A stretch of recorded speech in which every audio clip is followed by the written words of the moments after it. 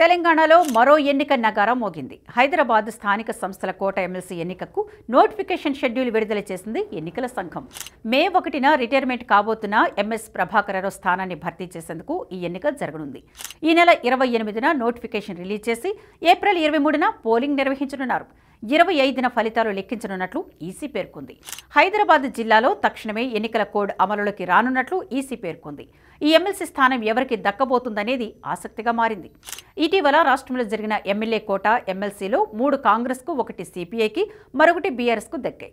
అయితే ఆ సమయంలో తమకు సహకరించాలని, తద్వారా హైదరాబాద్ స్థానిక సంస్థల కోట ఎమ్మెల్సీకి మీకు మద్దతు ఇస్తామని కాంగ్రెస్ పార్టీ ఎంఐఎంతో అవగాహన వచ్చినట్లు వార్తలు వచ్చాయి. ఇదే నిజమైతే ఈ ఎన్నికలో కాంగ్రెస్ పార్టీ తమ అభ్యర్థిని దించకుండా ఎంఐఎంకు మద్దతుగా నిలవనుంది. ఇక బీఆర్ఎస్, బీజేపీ ఈ ఎన్నికలలో ఎలాంటి పొలిటికల్ స్ట్రాటజీ అవలంబించబోతున్నారనేది ఆసక్తి రేపుతుంది. ఇక ఎమ్మెల్సీ ఎన్నికకు ఈ నెల 28న నోటిఫికేషన్ రిలీజ్ కానుంది. ఏప్రిల్ 4 వరకు నామినేషన్కు అవకాశం. ఏప్రిల్ 7న నామినేషన్ల పరిశీలన, నామినేషన్ల ఉపసంహరణకు ఏప్రిల్ 9 వరకు అవకాశం. ఏప్రిల్ 23న పోలింగ్ నిర్వహిస్తే 25న ఓట్ల లెక్కింపు చేపట్టనున్నారు.